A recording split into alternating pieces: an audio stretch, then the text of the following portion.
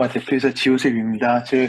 오늘은 어린이 성장, 제가 가지고 온 내용들이 성장, 그리고 면역, 뭐 장누수, 그리고 이제 뒤쪽 장표에는 기존 논문들에서 어떻게 그런 그 아이들 인지 건강, 그리고 대표적인 예가 이제 자폐, 오티스틱 스펙트럼 디스오더와 같은, 그리고 ADHD, 뭐 이런 것들, 뭐 그런 종류의 이제 기존 논문에서 어떤 내용들이 있었는지 이런 것들 좀 공유 드리고, 그리고 이제 그 오늘 꼭 질의응답 시간을 최소한 2, 30분은 빼달라고 하셨어요. 그래서 제가 강의를 하다가 어느 정도 선에 도달하면은 가급적이면은 질의응답에 조금 포커스할 수 있게 실제 사업하시고 실제 어린아이들 건강 지표 그리고 결과지에서 실제로 궁금하신 내용들을 저희 여기 채팅방에다 좀 올려주시면은 제가 순서대로 그 질문들에 대해서 답변도 좀 최대한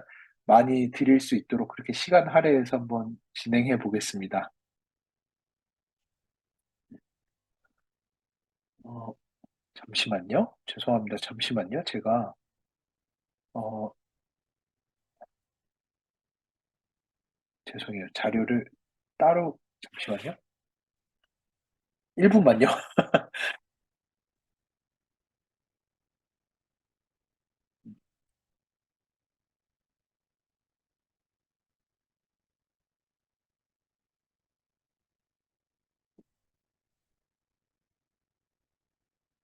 어, 어,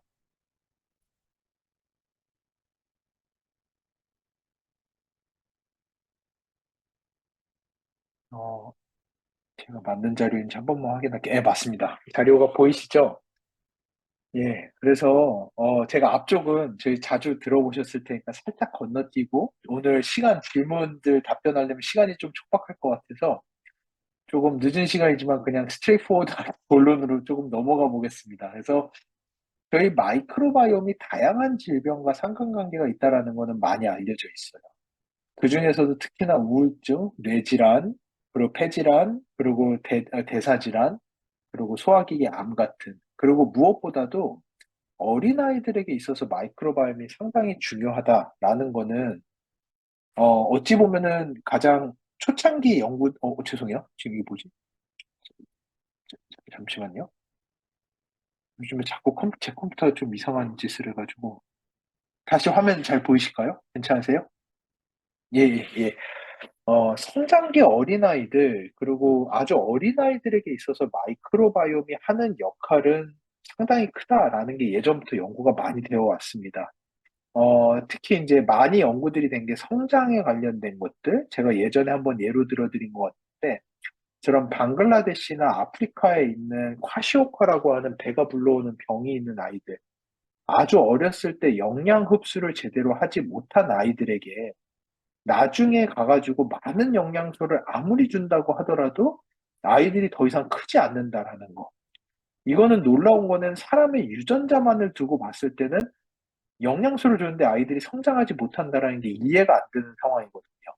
그런데 결국에 알게 된 것은 어린 나이에 영양 흡수가 제대로 되지 못한 아이들의 경우에는 그 아이들의 장 속에 있는 미생물이 충분히 성장하지 못해서 아이는 12살이지만 미생물은 6살이다 보니까 아이들의 신체 발달이 6살 정도에 멈추게 된다라는 거. 그래서 저희가 특정 나이대에 맞는 적절한 영양소의 공급조차도 내 장 안에 있는 미생물의 성장에 상당히 많이 관여가 된다라는 거.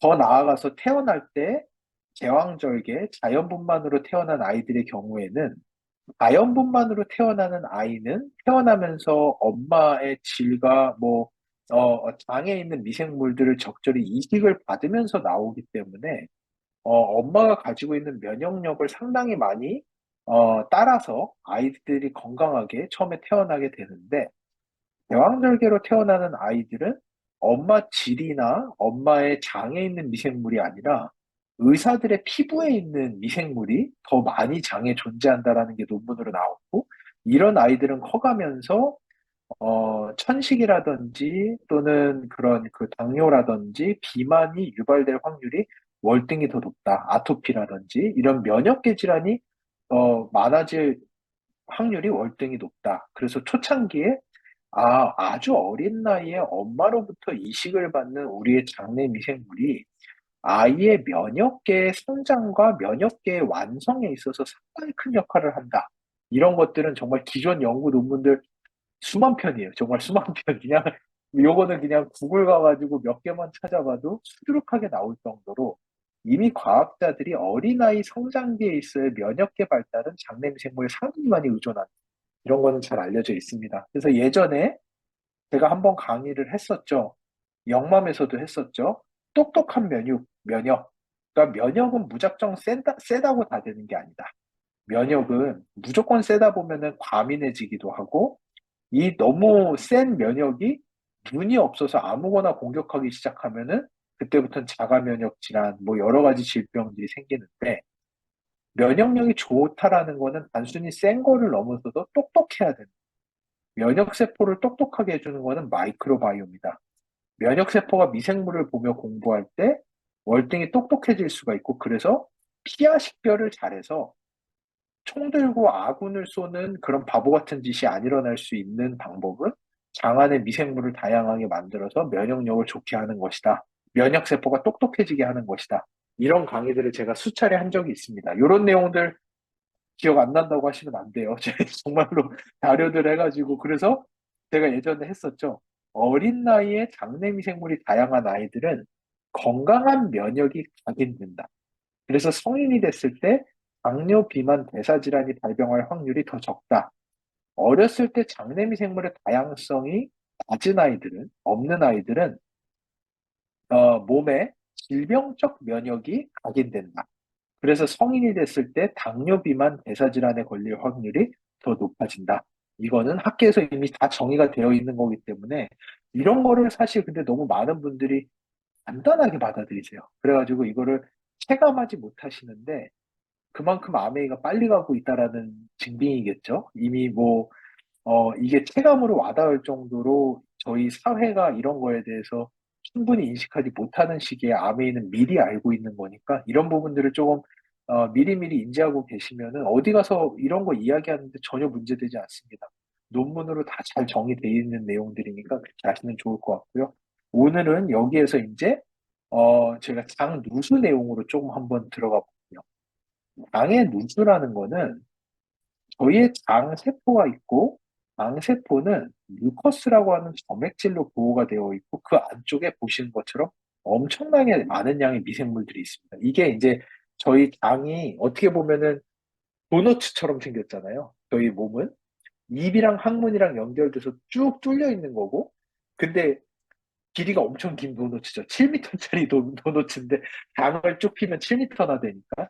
하지만 그 장 안쪽이 여기 도너츠의 가운데 동그랗게 구멍 뚫린 데 사이에 변이랑 미생물들이 꽉 차 있다라고 생각하시면 되는데 그게 요쪽 영역이고 도너츠가 저희 몸이라고 생각하면 이게 그 바깥쪽인데 이 안쪽에 있는 변에 들어있는 이물질, 독소, 여기에 있는 미생물들이 저희 몸 안으로 들어오면 안 돼요. 얘네들은 이 도너츠 구멍 안에 있는 그 루멘이라고 하는 영역에만 남아서 여기에서 많은 종류의 비타민도 만들어, 가바도 만들어, 세로토닌도 만들어, 뭐 단세지방산도 만들어, 뷰티르산도 만들어 이런 역할들을 해서 저희에게 넣어주는 역할을 하는 거지.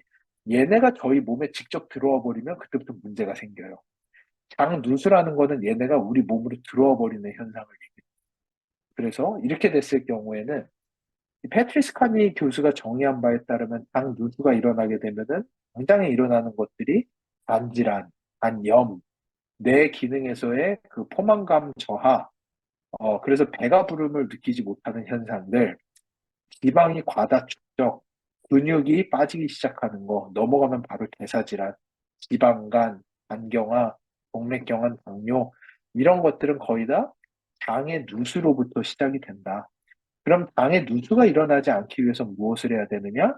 이 뮤커스벽 주변에 붙어 있던 미생물들이 뷰티르산이라는 물질을 많이 만들면 만들수록 장 벽을 사이를 이어주는 그 브릿지, 저희는 정션이라고 불러요. 타입정션이라고 부르는데 이 세포들의 여기 세포 사이에 틈이 있어 보이지만 여기는 실 같은 걸로 꽉 쪼매주는 역할을 하는 구조들이 있는데 그 구조가 점점 더 타이트하게 꽉 쪼매주려면은 얘네들이 만드는 뷰티리산이라는 물질에 의해서 이게 꽉꽉꽉꽉 쪼매지거든요. 그럴수록 저희의 장벽은 훨씬 더 튼튼해지는 거다. 그래서 미생물들이 만들어내는 뷰티르산이 상당히 중요한 역할을 하고 여기에서 한 가지 중요한 포인트는 뷰티르산을 실제로 찍어서 결과로서 보여주는 것은 전 세계에 아메이밖에 없다. 다른 데는 전부 다 미생물의 종류를 찍어서 아, 이런 종류 애들이 아마 뷰티르산을 많이 만들걸요? 라는 수준의 결과를 준다면 아메이만이 듀얼 분석이라는 것을 기준으로 해서 실제로 얘네가 만들어낸 뷰티르산의 양을 측정을 해서 알려주는 거는 아메이밖에 없다. 그래서 그 뷰티르산이 어디에 많이 표현이 되느냐? 포스트바이오틱스 밸런스 스코어의 가장 가중치가 높은 게 뷰티르산이라는 물질이고 실제 포스트바이오틱스 밸런스 스코어를 통해서 장 누수 현상의 정도를 저희가 유추할 수 있다라고 생각하시면 좋을 것 같습니다. 그래서 잠시만요.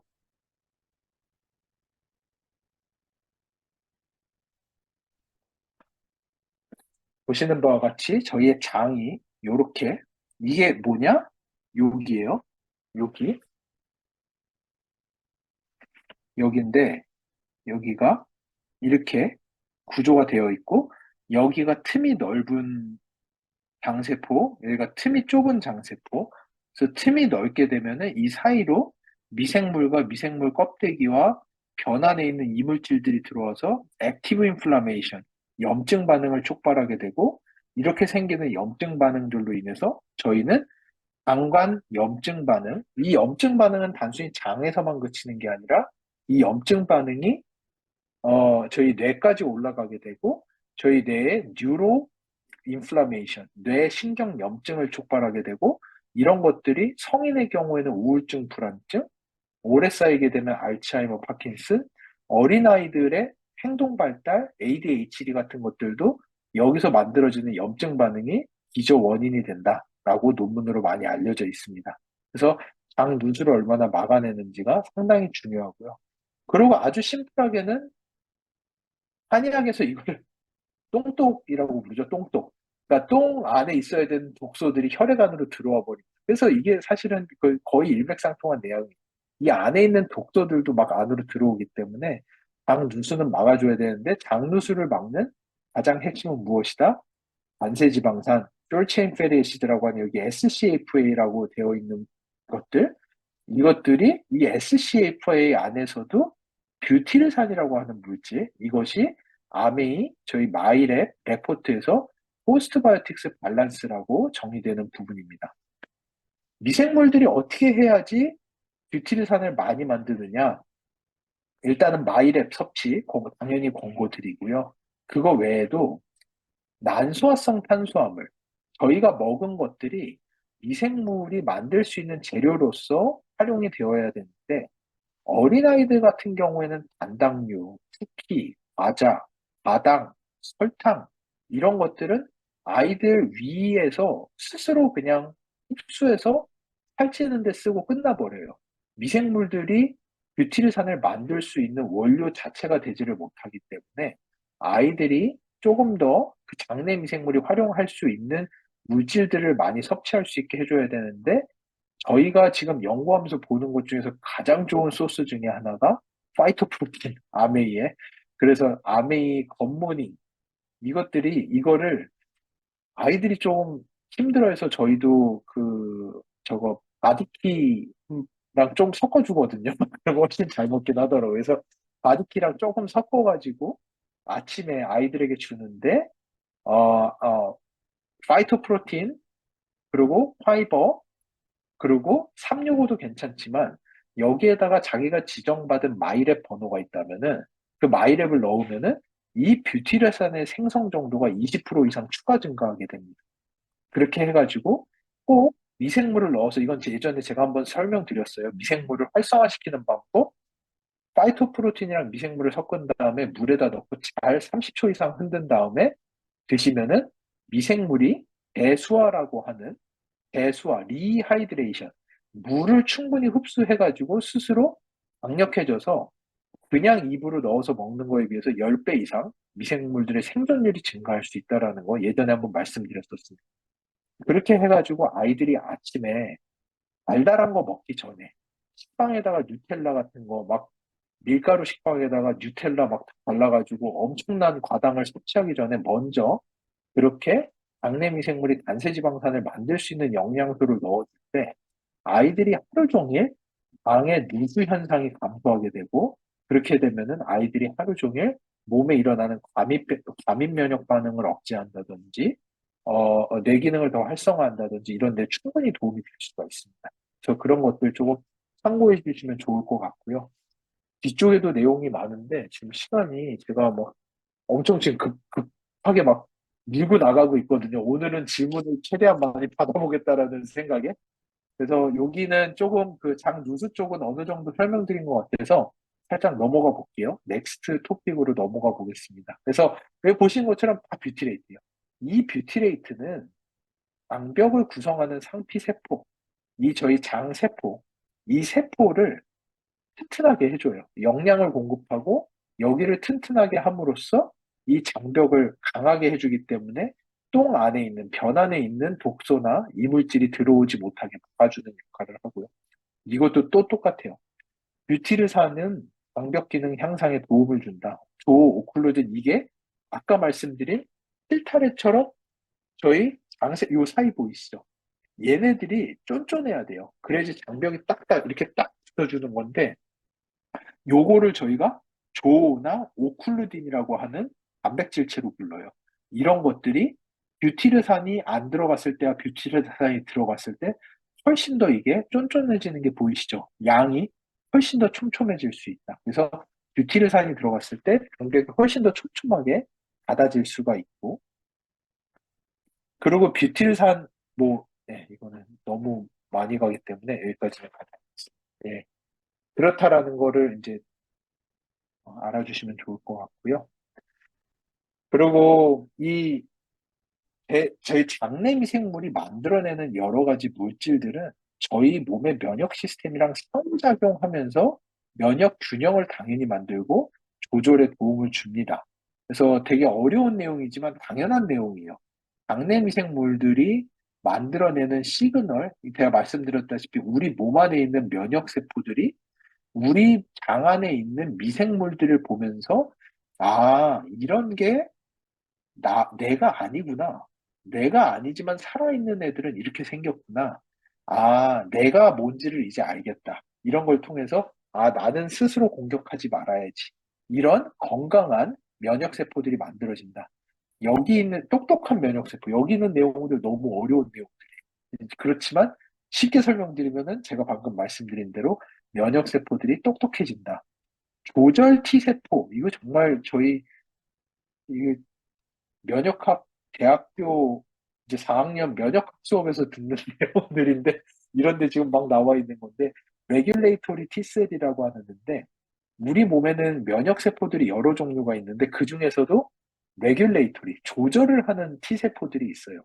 이런 애들은 IL-10이라고 하는 사이토카인을 만드는데 이게 뭐냐? 염증 억제해 그만 너무 너 과민해 그만해 이런 것들을 하는 애인데 특히나 이 애들이 장내 미생물에 의해서 시그널을 많이 받아요.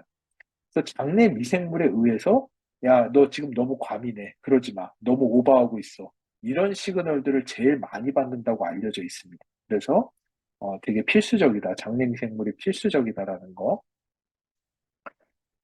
예. 그래서 이런 것들, 여기서 가장 중요한 것은 제가 아까 계속 말씀드렸다시피 뷰티레이트라고 하는 물질, 그 뷰티레이트라고 하는 물질이 실제 저희 마이랩에서 타겟팅되고 있는 포스트바이오틱스 지수랑 상당히 관련도가 높고, 실제 저희가 여러분의 변을 받아와서 마이랩 안에다가 배양을 하고, 여기에다가 솔루션 6종류를 넣은 다음에 어떤 웰에서 뷰티르산의 생성량이 가장 높아지는지를 보고 추천해 드리는 게 마이랩 솔루션이기 때문에 보시면은 실제 저희 뷰티르산의 증가 정도는 다양성의 증가 정도도 상당히 유의적이고 좋지만 그에 비해서 실제 마이랩 섭취하신 이후에 포스트바이오틱스 균형 점수의 증가는 월등히 우월합니다.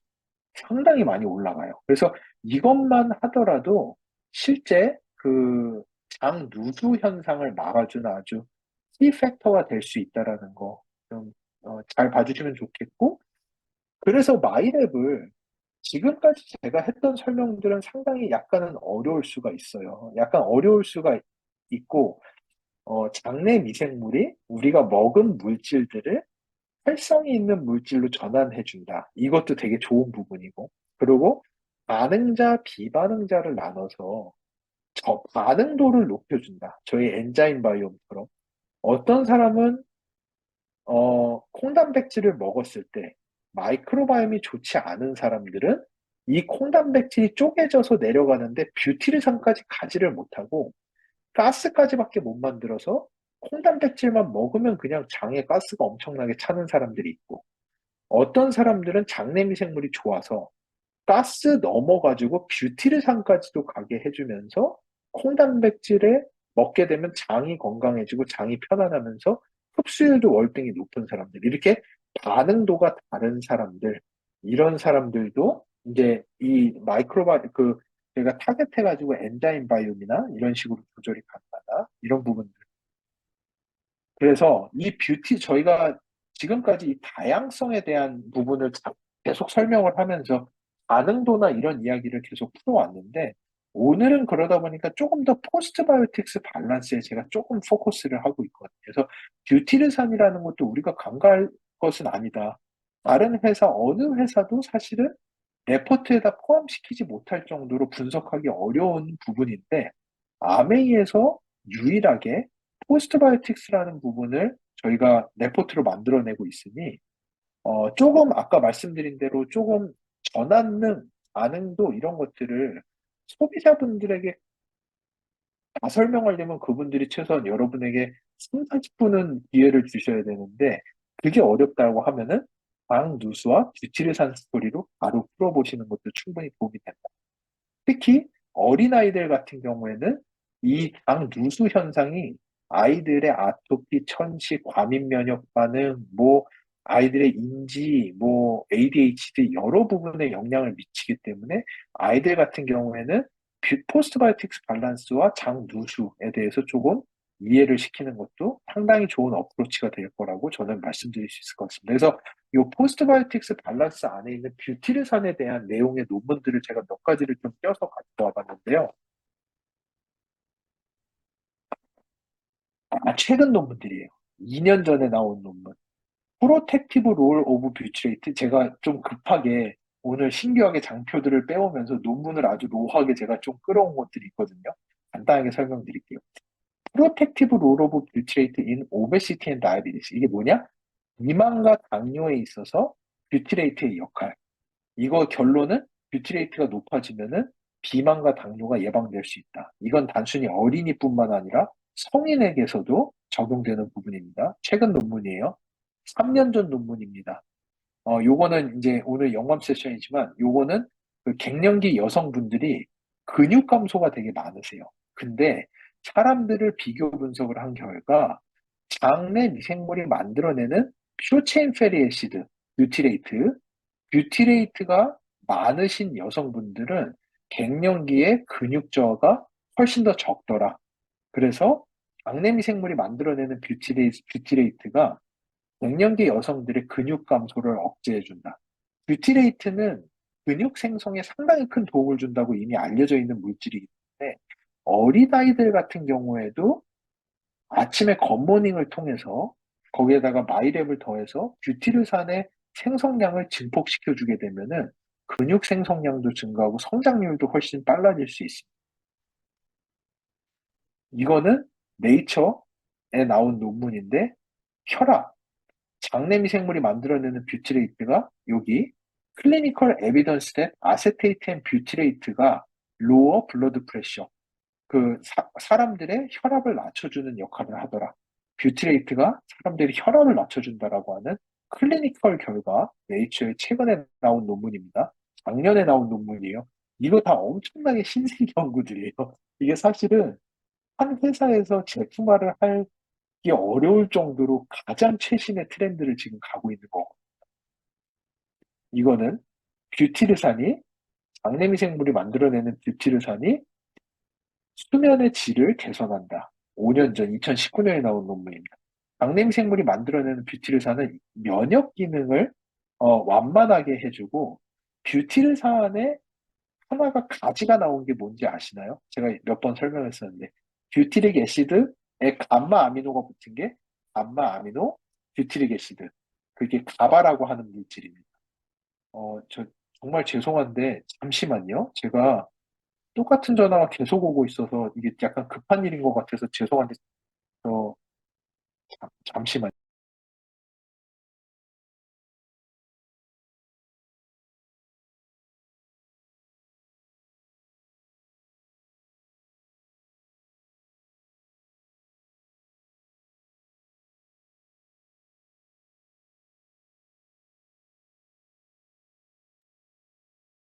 죄송합니다.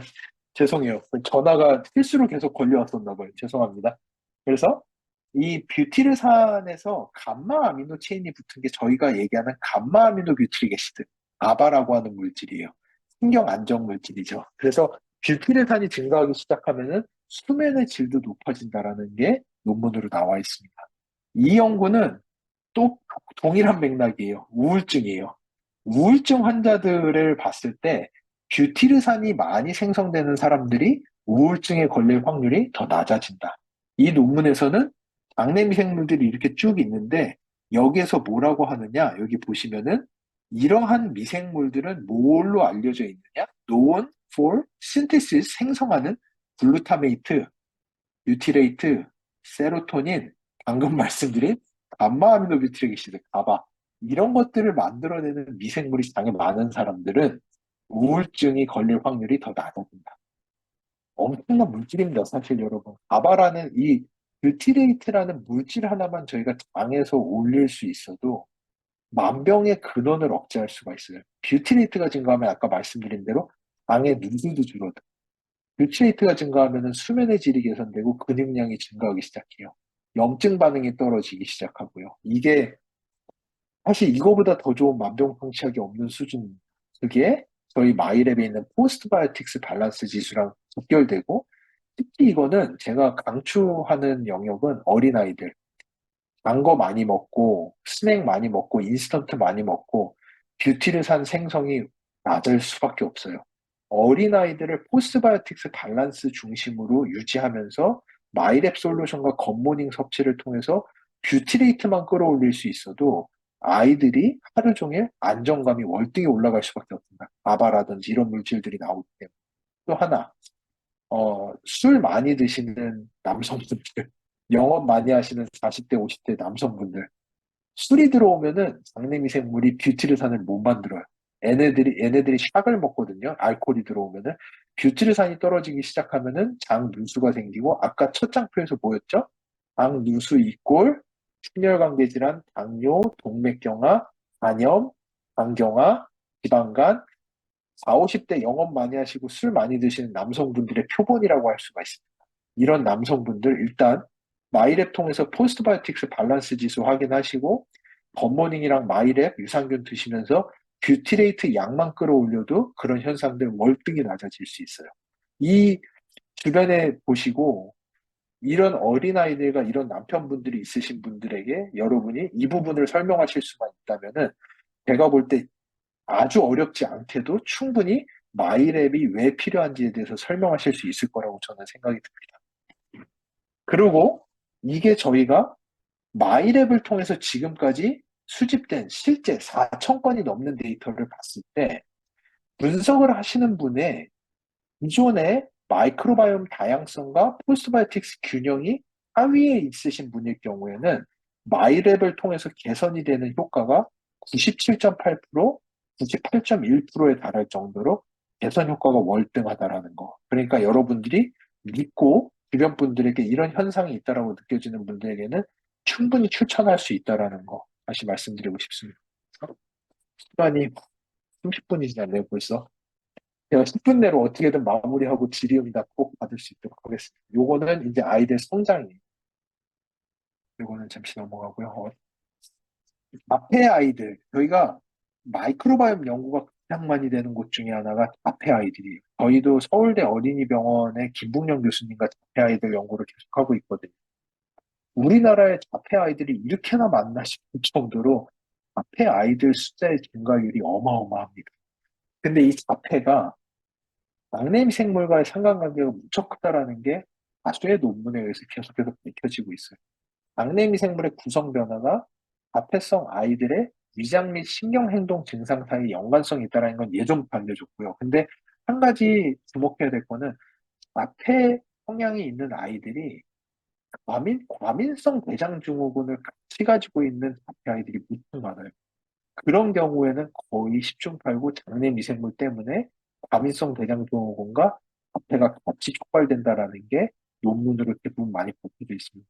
그런 아이들 같은 경우에는 당연히 유산균 많이 드시고 유치를산 올리고 이런 부분들이 충분히 도움이 될 수 있습니다. 그리고 이, 특히나 이 26가지의 ASV라고 하는 거는 미생물 마커들이고 아이들이 유전자라든지 그 무엇보다도 아이들 장 속에 있는 26개의 미생물만 봐도 그 아이가 자폐일 확률이 높은 수준으로 정확하게 예측을 할 수 있습니다. 그 말인즉슨 이 미생물들이 자폐를 촉발하는 원인이라는 거예요. 이 미생물들만 보고서도 이 아이가 자폐의 유무를 우리가 정확하게 예측할 수 있는 바이오마커로 이미 검증이 되어 있습니다. 그리고 자폐 안에서도 또 행동 발달을 유발하는 특정 미생물들이 있어요. 클로스트리움 테타니 같은 균주의 유무에 따라서 아이들의 행동 양식이 완전히 바뀐다라는. 제가 이게 꼭 자폐 치료를 위해서 말씀드린 게 아니라 이 정도로 어린아이들의 그런 어떤 성향적, 행동학적 문제에 있어서 장내 미생물이 관여하는 정도가 상당히 크다라는 거를 말씀드리는. 그리고 여기에서 이제 장 내축에 신경 전달 물질을 합성하는 구조도 장내 미생물들이 만들어내는 물질부터 시작이 됩니다. 너무 잘 아시죠? 트립토판부터 시작을 해서 트립토판에서 만들어지는 게 세로토닌이죠. 세로토닌 넘어가면 멜라토닌, 수면 관련 물질들이죠. 페닐알라닌에서 타이로신에서 도파민으로 넘어가죠. 노르아르데날린으로 넘어가죠. 전부 다 저희 신경 발달, 행동 양식, 그리고 ADHD, 과민 행동 반응, 이런 것들에서 발견되는 부분들이 대부분 장내 미생물에 의해서 만들어지고 시작되는 물질들이라는 거. 그래서 어떤 종류 장내 미생물이 있는지에 따라서 ADHD, 케이스 ADHD도 상당히 많이 관여가 된다라는 거. 그래서 이 아이들이 여기서 보시는 것처럼 딱 지금 이거 보시면 저희 마이랩 결과 자주 보신 분들은 바로 보이시죠? 캐넌이라고 하는 장내 미생물의 다양성. 저희 이 사각형의 가장 중요한 지표 중에 하나, 장내 미생물의 다양성이 컨트롤, 정상인 아이들과 ADHD가 있는 아이들에게서 훨씬 더 ADHD가 있는 아이들은 장내 미생물의 다양성이 떨어진다고 알려져 있습니다. 장내 미생물의 다양성이 아이들의 행동 양식과 상당히 유의하게 관계가 있어요. 그래서 우리 아이가 조금 너무 과민 행동 반응들이 많이 있다. 그러면은 마이랩 통해 가지고 장내 미생물 다양성을 높이는 쪽으로 좀 유도를 해보시면은 좋지 않을까 추천을 드리고 싶습니다. 그래서 예, 제가 진짜 숨가쁘게 쭉 뽑아서 왔는데요. 이제 결론 조금 마무리하고 지금 질문들이 올라와 있겠죠? 그 질문들 채팅이 36개인데 이 중에 질문이 얼마나 있는지 보고 아, 예. 예, 질문이 많이 있네요. 질의응답으로 제가 최대한 빨리 넘어가 보겠습니다. 그래서 이거는 저희 비즈니스 스트럭처인데 제가 영맘 세션에서는 한 번도 한 적이 없는 것 같아서 가지고 왔어요. 그래서 갑자기 제가 장누수랑 면역 쪽 얘기하다가 저희가 하고 있는 반응도 개선에 대한 내용으로 넘어서 좀 혼란스러우실 수 있는데요. 아메이가 가고 있는 방향은 마이랩이라는 거를 통해서 전반적인 반응도를 개선하는 제품, 여기에서 만들어지는 데이터베이스를 통해서 실제로 반응자를 고반응자로 만들어내는 제품, 비반응자를 반응자로 만들어내는 제품, 이 내용은 제가 여러 번 설명했기 때문에 아마 이해하실 거라고 믿습니다. 혹시 아니면은 요 내용 다음번에 제가 복습을 한번 더 할 수 있도록 해볼게요. 반응도라는 게 사람의 건강이라는 것과 얼마나 밀접한 관계가 있는. 제가 이거를 가지고 나온 이유는 지금 아메이가 가는 길은 단순히 아메이 코리아, 한국에서 판매하는 제품들을 많이 팔고자 하는 수준을 월등히 넘어간다라는 걸 보여드리고자 해서 가지고 왔어요. 이 파이토바이옴이라고 하는 영역, 반응자를 가려내고 비반응자가 없는 제품을 만들겠다라고 하는 거는 이게 얼마나 큰 부대냐 하면은 전 세계에 있는 모든 헬스케어 기업들이 가지고 있는 가장 큰 숙제가 뭔지 아시나요? 왜 도대체 우리 제품이 누구는 듣고 누구는 안 듣나요? 이게 전 세계의 모든 헬스케어 기업이 가지고 있는 가장 큰 숙제예요. 왜 우리 이소플라본이 누구는 좋다고 하는데 누구는 안 듣나요? 왜 우리 밀크 시슬이 누군 좋은데 누구는 안 되나요? 이거를 아메이는 이 마이크로바이옴이라는 걸 통해서 이것 자체를 해결해 버리겠다라고 하는 게 파이토바이옴이라고 하는 컨셉이에요. 이거를 해결해내고 나면은 사실은 아메이는 다른 회사들이 범접할 수 없는 수준의 제품들이 나오기 시작합니다. 그래서 여러분들이 지금 하고 있는 마이랩이 이 모든 파이토바이옴의 반응도를 갈라내는 데이터베이스의 가장 큰 초석이에요. 저희가 그냥 이 어려운 제품을 아무 생각 없이 만든 게 아니라 이것은 마이랩을 통해서 만들어지는 데이터베이스에서 파이토바이옴까지 넘어가는 과정 중에 여러분이 있다라는 것을 알아주시면 좋을 것 같고요. 그래서 이 여정 저희가 지금 충분히 잘 만들어내고 있고 이미 7만 건이 넘는 데이터베이스가 쌓였고요. 이 안에서 최근에는 저희가 에콜 아시죠? 에콜은 제가 다시 설명 안 해도 아마 아실 거예요. 갱년기가 걸리지 않는 여성들에게 많이 나오는 물질, 콩단백질을 장내 미생물이 쪼개서 만들어주는 약과 같은 물질, 갱년기가 안 오게 막아주는 물질, 이 갱년기를 만들어내는 생성자이냐 비생성자이냐도 여러분이 지금 제출하시는 마이랩을 통해서 저희는 이미 분간이 가능할 정도로 알고리즘이 점점 고도화되고 있어요.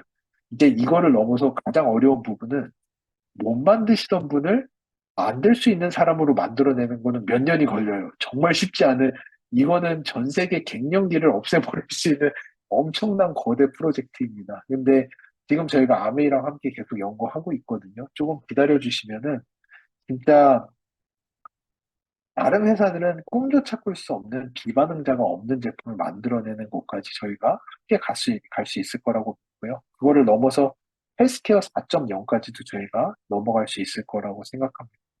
오늘 제가 조금 양식을 좀 바꿔봤어요. 제가 매번 하던 스토리에서 조금 새로운 스토리들, 아이들 성장 면역 장누수 이렇게 조금 급하게 속도를 내고 질의응답으로 왔는데 죄송해요. 오늘 혹시 처음 들으시는 분들이 있다면 되게 혼란스러우셨을 것 같지만 영맘 아카데미에서 제가 자주 했기 때문에 오늘 이 정도까지도 소화하실 수 있으면은 상당히 대단하시다라고 스스로 칭찬하셔도 좋을 것 같습니다. 이게 좀 어려웠다면은 다음 기회에 한 번 더 오늘 했던 내용은 한 번 더 할 수 있도록 해볼게요. 이제는 질문이 많이 올라와 있으니까 제가 공유 중지하고 질의응답으로 잠시 넘어가 보겠습니다.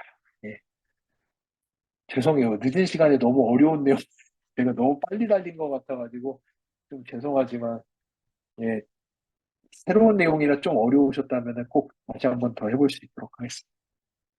예, 굿모닝 할 때 프로틴이랑 프로바이오틱스 파이버를 섞어서 섭하면 좋다고 하셨는데 물 온도가 혀에 닿았을 때 뜨겁다 싶은 온도에도 괜찮은지 궁금합니다.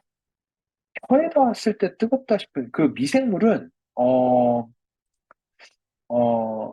65도만 안 넣으면 돼요. 근데 솔직히 65도 물에다가 여러분이 파이토프로틴이랑 이런 것들을 섞으시면 물 온도는 사실은 좀 더 떨어지거든요. 그래서 뭐한 그게 사람마다 뜨겁다라고 느끼는 정도가 좀 다르기는 한데, 이게 한 80도 되는 거는 정말 뜨겁거든요. 그거가, 좀 뜨겁다라고 느끼실 리는 없을 것 같고, 제가 볼 땐 한 60도 정도 되는 물일 것 같은데, 그 정도까지는 미생물이 그렇게 쉽게 죽지는 않아요. 미생물도 사실은 죽이는 게 상당히 어려운 애들이거든요.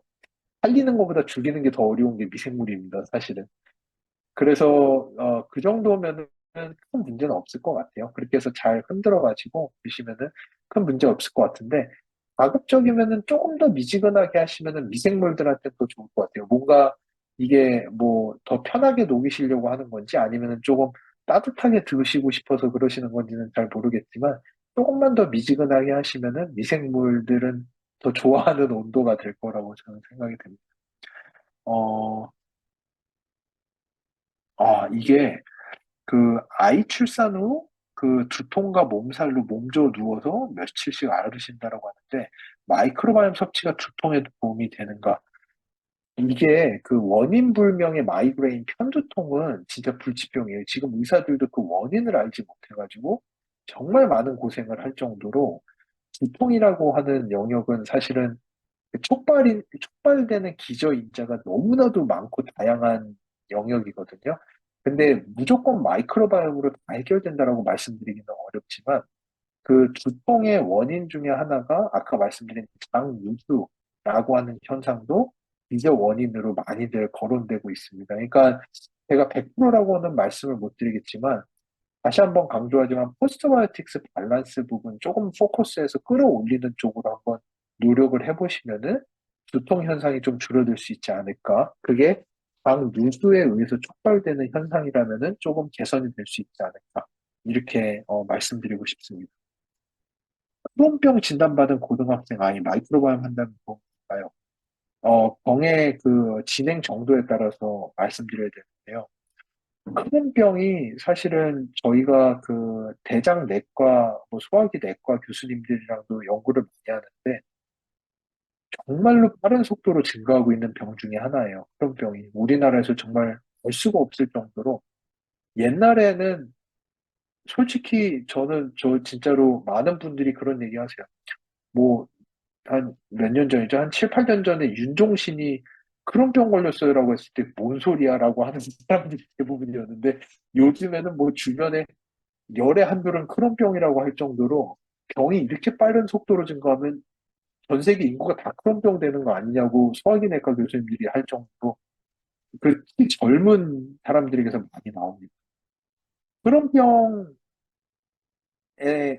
상당히 중요한 지수가 저희가 타겟팅하는 다양성과 뷰티르산 두 가지가 크론병의 가장 좋은 지표라고 알려져 있어요. 그래서 이 두 가지를 개선하면은 충분히 크론병 좋아질 수 있습니다. 근데 문제는 크론병이 처음 촉발을 하면은 의사들이 어쩔 수 없이 방에 미생물을 다 없애요.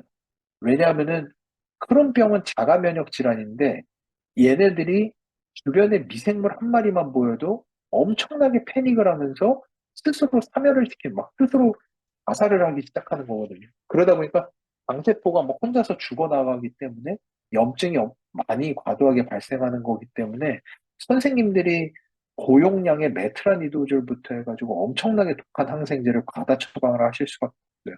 그리고 장 누수가 상당히 심한 상황으로 치닫습니다.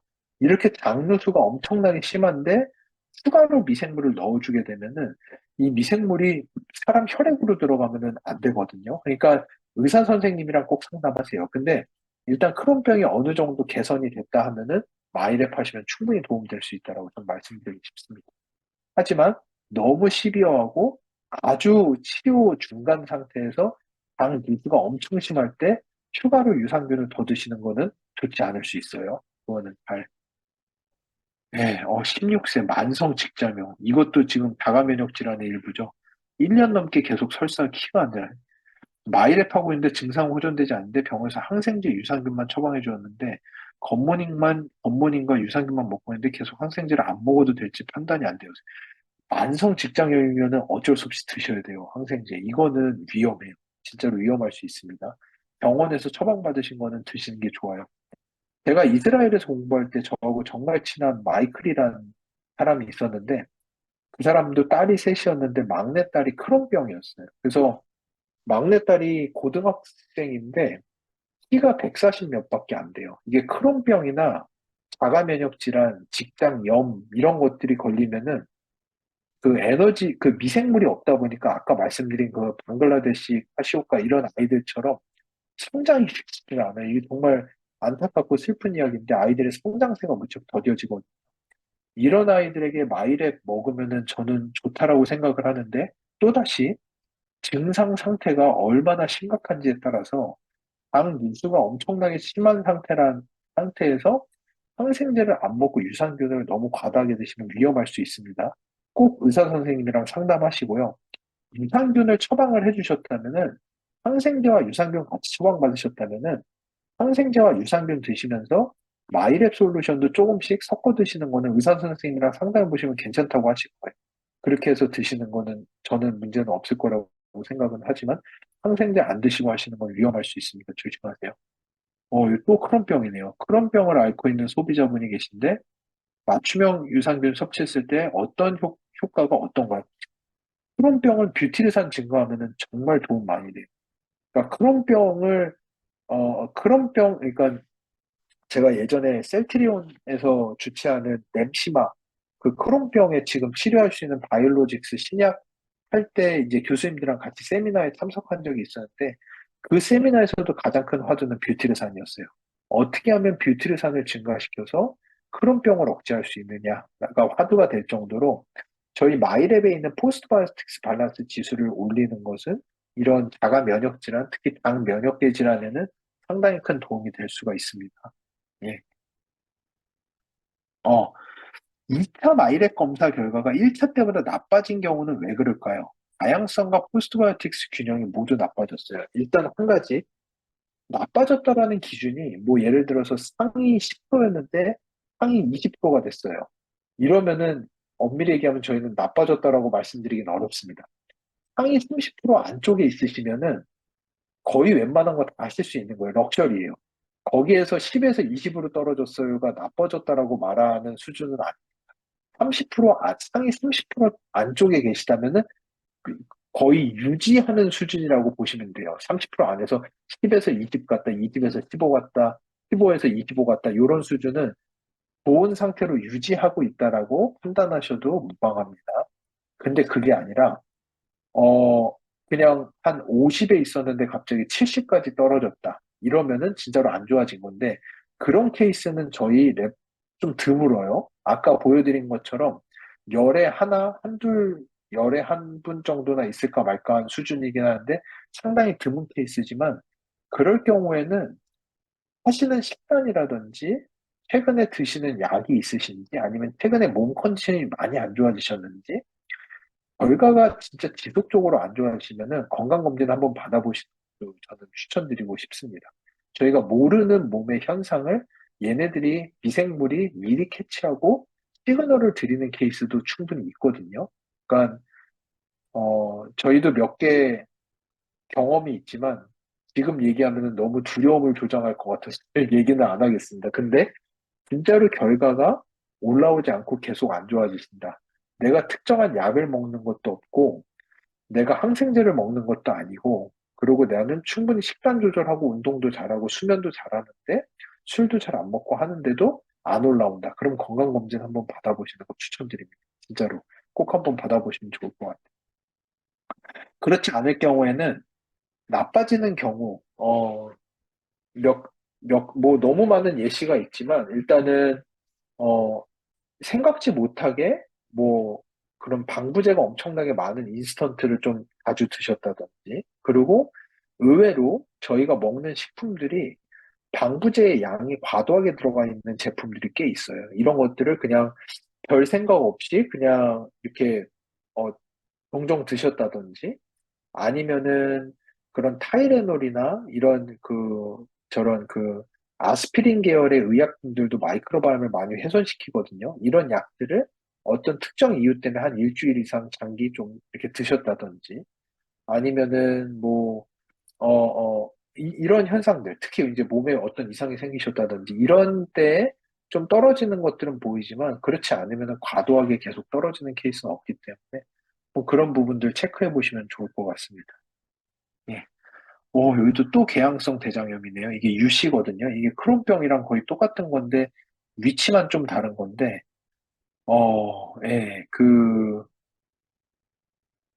예, 개양성 대장염 의심으로 한 달째, 식단하면서 서울까지 가서 진료를 받고 계시는 상태이신데, 마이크로바이옴을 7개월째 복용 중인 상태에서 궤양성 대장염 진단 보류 중에 있어요. 어릴 때부터 변을 일주일에 한 번씩 보고 무척 예민하기도 하고 마이크로바이옴이 신랑한테 효과가 진심으로 바라고 정말 한번 해보세요. 마이크로바이옴의 다양성 올라가고 뷰티르산 증가하는 거는 이 궤양성, 크론병, 유씨 이런 데에서 충분히 효과가 있다라고 많은 논문에서 이미 알려져 있기 때문에 저는 추천드립니다. 네, 만성 직장염 4시간 결과. 아까 말씀하셨군요. 이게 저희가 지금 고려대병원이랑 연구하는 그런 폴리포시스 같은 식으로 이렇게 직장염이 이제 만성으로 생기시는데, 상당히 괴로우실 텐데, 예, 이게 폴립이 만성적으로 계속해서 생기는 현상들이 있거든요. 그런 것들 괴로우실 텐데, 일단은 약은 드셔야 되고요. 약 드시면서, 이렇게 의사 선생님 조언 하에 하시는 거 추천드립니다.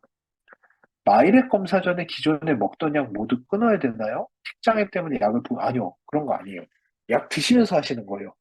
이게 뭐 일단은 약 드시면서 약을 계속 드셔야 되잖아요. 그러면은 약을 드시는 상태가 디폴트가 돼서 검사를 하시고 거기에 맞춰서 솔루션을 드시는 게 가장 좋아요. 저희 마이랩 검사는 여러분들 중간고사가 아닙니다. 저희 좋은 점수 받아야 되는 검사가 아니라 내 몸의 현 상태를 잘 알고 거기에 가장 맞는 솔루션을 받는 게 제일 좋은 거예요. 그러니까 그 건강검진 가기 갑자기 2주 전부터 술 다 끊고 콜라 하나도 안 먹고 갑자기 살 빼고 근육 운동 엄청나게 하고 막 며칠 굶고 딱 가가지고 측정해서 다 정상으로 나온 다음에 다시 술 먹고 콜라 마시고 이래가지고 안 좋아지면 안 되잖아요. 그러니까 나의 에브리데이 그 상태, 나의 그 루틴한 상태 안에서 검사를 받고 그거에 맞는 약을 처방을 받고 드시면서 일상을 살으셔야지 되는 건데 마이랩도 똑같아요. 약을 매일 드셔야 되는 거라면 드시면서 검사를 하고 그 내가 약을 먹으면서 나타나는 마이크로바이옴 상태에 가장 적절한 솔루션을 받아서 드시는 게 가장 좋다라고 저는 말씀드리고 싶습니다. 죄송해요. 이게 중간중간 끊겼었나요? 괜찮나요? 지금은 안 끊기나요? 중간에 끊겼었다고. 예, 예. 예, 뇌전증도 마이렉으로 검사 후 자완권 개선에 효과가 있을까요? 뇌전증 부분은 제가 논문을 아직 못 봤습니다. 죄송하지만 이 부분은 제가 조금 더 공부해 보도록 하겠습니다. 뇌전증 부분도 마이크로바이옴이랑 관계가 있는지는 지금은 모르겠습니다. 죄송합니다. 예. 마이랩 유산균 아침, 저녁 2번 먹어도 되나요? 상관없습니다. 그 아침 저녁으로 2번 드시는 건 전혀 문제 안 되고 식약처 권고사항은 100억까지이기 때문에 마이랩이 한 포에 50억씩 들어있기 때문에 하루에 2번 드시는 거는 전혀 문제가 되지 않고요. 그리고 사실은 사람마다 장 안에 가지고 있는 미생물이 다 30조는 아니에요. 사람들마다 미생물의 양이 조금씩 다르기 때문에 드시면서 자기에게 맞는 농도를 찾아가는 것도 상당히 좋습니다. 그러니까 너무 이렇게 드셔보시면서 나에게 맞는 도주가 있을 거거든요. 나는 아침, 저녁으로 먹었을 때 배변이라든지 장의 상태라든지 배변 후 만족감이라든지 그리고 이제 장이 뭐 부글거리는 게 줄다든지 이런 여러 현상들이 있어서 좋다. 그러면 아침, 저녁으로 드시는 거 추천드립니다. 그냥 문제 안 됩니다. 소비자분께서 아침엔 단백질 소화가 잘 안 되고 낮에는 소화가 잘 된다고 하시는데 마이크로바이옴과 어떤 연관관계가 있을까요? 마이크로바이옴도 그런데 이거는 사실은 서카디안 클락이라고 해서 사람 몸에서 간이나 여러 장기들이 생각보다 시간을 잘 감지해요. 그들이 되게 잘 알아요. 지금이 몇 시쯤인지. 근데 그 서카디안 클락이 잘 안 맞아가지고 간이나 소화기 계통이 아직 뭐를 먹을 준비가 덜 돼 있는 상태일 가능성이 좀 더 높을 것 같거든요. 그래서 마이크로바이옴도 서카디안 클락에 관여는 되는데 제가 볼 때는 어 조금 더 시간 딜레이를 두시고 단백질 드시면은 좀 좋을 것 같아요. 아침에 일어나서 이제 아주 공복 상태에서 바로 드시면 좀 그러면은 조금 따뜻한 물 한 잔 드시고 조금 있다가 단백질 드시면은 조금 더 갑자기 아침에 차 시동 걸고 예열도 안 됐는데 왕 몰고 나가면 차가 상당히 힘들어 하잖아요. 그러니까 아침에 일어나서 아직 내 장기는 음식을 받아들일 준비가 안 되어 있고, 아직 나는 하루를 시작할 준비가 되어 있지 않은 상태에서 강제로 킥스타트 해가지고 뭐 넣어가지고 강제로 시작하게 하면 애들도 힘들거든요. 그러니까 그럴 땐 좀 달래서 따뜻한 물 드시면서 저희 장기들 좀 준비시키고 그러고 나서 드시면은 충분히 좋을 거라고 생각합니다. 요즘 아이들 성조숙증 주사 맞거나 성장 억제 주사 맞기도 하던데 이런 거 끊고 마이를 검사하고 마이크로바이옴 복용하면 좋아질 수 있어요. 성조숙증 주사 맞고 하는 거는 그 성장기 호르몬에 있어서 마이크로바이옴이 상당히 큰 관여를 한다라는 거는 논문들로 많이 나와 있습니다. 그러니까 어렸을 때 장내 미생물의 다양성이 높은 아이들이 성장 호르몬의 생성률도 월등히 높고 뼈의 성장률도 더 좋다라는 거는 논문으로 많이 나와 있기 때문에 마이랩 하시는 거는 추천을 드려요. 근데 아이가 부작용이 아주 크지 않다라면은 뭐 주사를 꼭 끊고 하실 필요는 없고요. 주사 맞으면서 병행하셔도 더 좋을 수도 있다라고 저는 봅니다. 그러니까 너무 어, 사실은 의사들이 권고하는 사항들, 성조숙증 주사, 저도 뭐 이런 호르몬 제제에 절대 찬성론자는 아니지만 그래도 이제 의사 선생님들에게 잘 상담을 받아보시고 의사 선생님이 별로 문제 없을 정도의 도주다. 이 정도는 아주 평이한 수준이다라고 하면은 굳이 안 끊고 마이랩이랑 병행하시는 것도 나쁘지는 않을 거라고 저는 생각합니다. 예. 70대 초반 여성분이신데 아대지포 중에 포스트바이오틱스 균형은 아주 좋은데 다양성이 많이 떨어지는 걸로 나왔습니다. 그 이유가 무엇이며 몸에는 어떤 영향을 미치나요? 다행스럽게도 장내 미생물의 다양성이 낮음에도 불구하고 균의 구성이 좋아서 이 미생물들이 만들어내는 포스트바이오틱스 균형은 좋으신 걸로 보여요. 그런 분들이 종종 있으세요. 그리고 특히나 식단을 무척 잘하시고 드시는 거에 있어서 방부제 섭취라든지 항생제 섭취라든지 과당 섭취가 적으신 분들이 장내미 생물의 다양성이 낮음에도 불구하고 포스트바이오티스 생성이 잘 되시는 분들이 꽤 있습니다. 특히 그리고 연세가 좀 있으신 분들이 가지고 있는 미생물들이 되게 좋은 미생물을 많이 가지고 계신 분들이 많아요. 그래서 포스트바이오티스 생성은 좋은데 다양성이 낮으면 뭐가 문제냐? 항생제를 한번 드시면은 한 방에 붕괴돼요. 그러니까 그 다양성이 낮다라는 거는 이 장벽, 그 배리어, 그러니까 방어벽이 좀 얇다라고 생각하셔도 좋아요. 그래서 다양성이 많으신 분들은 뭐 조금 잘못된 거 드시고 뭐 문제가 있어도 금방 회복을 하시거든요. 충분하게 애들이 받쳐주니까 다양성이 적으신 분들은 컨디션이 되게 오락가락 하신다는 식으로 조금 쉽게 마이크로바이옴이 붕괴되는 케이스들이 있습니다. 그래서 다양성이 끌어올릴 수 있도록 마이랩을 좀 하시면은 충분히 끌어올리실 수 있을 거고요. 그 이유는 다양성이 낮은 경우에는 일단은 낮은 경우는 뭐 예전에 뭔가 수술을 하셨다든지 뭐 암 치료나 이런 것들을 겪으셨다든지 이런 케이스에서는 뭐 큰 수술 같은 거 하셨던 분들 이런 케이스에서는 이상하게 시간이 많이 지났음에도 불구하고 장내미생물 다양성이 충분히 올라오지 못하는 현상들이 꽤 많이 있기 때문에 그런 부분들이 있는지 한번 생각해 보시고 잘 더듬어 보시는 것도 좋고요. 장내미 생물 다양성이 떨어질 때 가장 위험할 수 있는 부분은 우리 면역세포가 너무 돌발 행동을 할 수 있다라는 거예요. 자가 면역 질환이라든지 과민 면역 반응이라든지 이런 식으로 장내미 생물들에 의해서 면역세포들이 충분히 교육을 받아서 면역세포들이 좀 피하식별도 잘하고 똑똑해야 되는데 이런 부분이 약해지면서 면역세포가 돌발 행동을 함으로써 조금 안 좋은 현상이 나타날 수 있다는 거. 이런 부분에 대해서 좀 주의하시고 조금 이렇게 잘 보시면 좋을 것 같습니다. 6살 남아 아이인데 아주 잘 먹는데 하루 대변 보도 횟수가 5번까지도 있다. 설사는 아니다. 그런데 그로잉랩하고 맞춤 유산균 1년 먹었고 뉴트리라이트 영양제로 같이 케어 중인데 지금은 재검사 대기 중입니다. 아직도 하루에 두세 번 화장실 가는데 먹는 것에 비해서 흡수가 잘 안 되는 것 같다. 시간이 걸려도 꾸준히 관리하면 먹는 만큼 성장 갈 수 있겠죠. 질병은 마이크로바이 더 많이 하지만 아빠 키가 작아서 성장에 있어서 유전적 영향이 더 큰지도 궁금합니다. 일단 어, 하루에 변을 5번까지 본다라는 거 놀랍게도 의사 선생님들이 판단한 롬이라고 하는 지표 장 건강도를 측정한 그래서 정상입니다. 크게 문제되지 않습니다. 하루에 두세 번 아이가 간다? 정상입니다.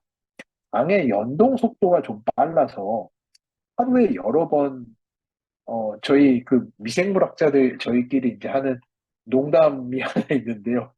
그 변기에 앉아서 밥 먹어야 되는 사람들 정도로 연동 속도가 빠르신 분들도 있어요. 먹은 대로 그냥 바로 내려오는 케이스가 있는데, 당연히 영양분 흡수는 조금 덜 될 수는 있지만, 요즘에는 뭐 그렇게 먹는 게 귀한 시대는 아니어서 충분히 잘 먹을 수 있을 거기 때문에 그렇게 걱정하실 필요는 없을 것 같아요.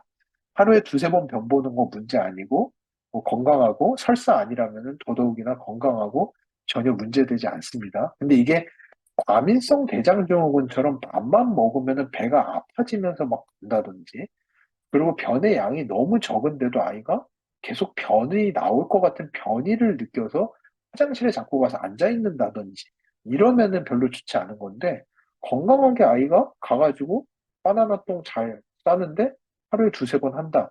전혀 문제되지 않아요. 걱정하지 않으셔도 됩니다. 성장에 있어서는, 키의 성장은 유전과 마이크로바이옴 두 개가 복합체예요. 일단 유전자로 어느 정도 정해지더라도 마이크로바이옴에 의해서 그 기준에서 좀 더, 좀 덜 자랄 수 있기 때문에 유전자 다 무시하고 마이크로바이옴에 의해서만 무조건 쭉쭉 큰다. 맞지 않습니다.